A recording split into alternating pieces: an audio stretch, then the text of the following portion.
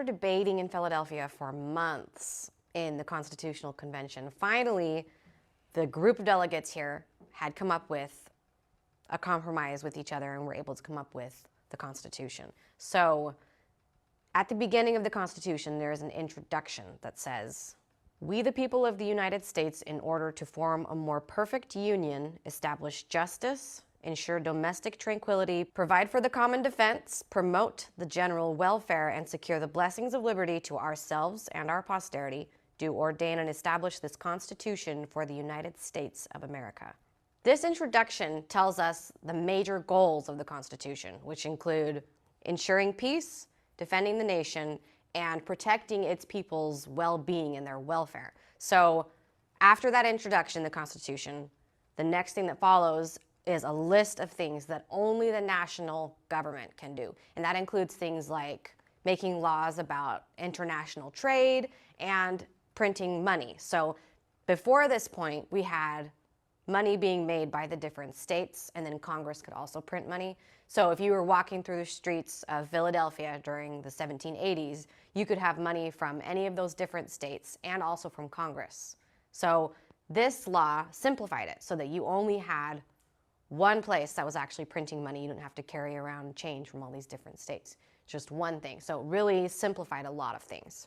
The Constitution then leaves other powers that are just for the states, and it calls those powers the reserved powers because they're just reserved for the states. And that includes things like laws about education, laws about how they want to handle elections for their state, and then it also has other things that both forms of government share. So things like building roads and other types of taxes are shared by both national and state government. So the Constitution really starts breaking this out and breaking out the government between your state and your federal governments, and federal is more nationwide. The Constitution then breaks the national government into three different branches. So the first branch is the legislative branch, and that's like Congress, and they're the ones who are coming up with the laws, and they're trying to make laws that help the people, of course. But then you have the executive branch, that's the second one, and that includes like the president and his cabinet, and this branch is supposed to be helping carry out the laws. So legislative makes the laws, executive branch helps carry out the laws, make sure they're actually being followed. And then the last branch is the judicial branch, and this includes like the Supreme Court and the court system, and that branch is supposed to interpret the law. So if you're breaking the law, who decides if you're breaking the law?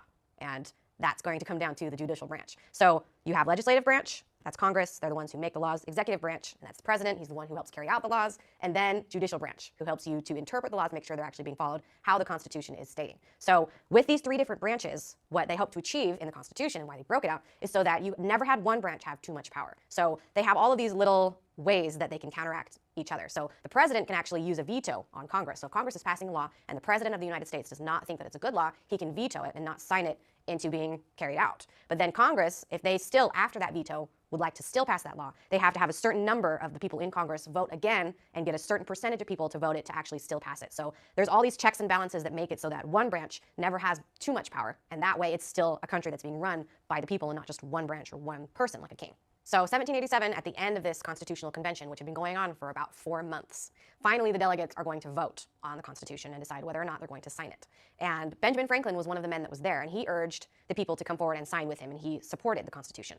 He actually said, "I consent to this Constitution because I expect no better and because I am not sure that it is not the best." So this is him putting his support behind it. But remember that with this Constitution, the way that they put it into place, they were able to go in and make adjustments where they needed to. So it's not like this is the way it has to be and there's no changes, this is the end.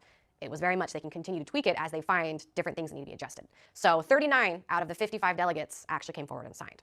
That means that they did approve it and it passed. However, their work was not over because they still had to have 9 out of the 13 states ratify or approve the Constitution in order for it to become the supreme law of the land. So the next step, once the Constitution was signed, was to go to these different states and get them to ratify this document.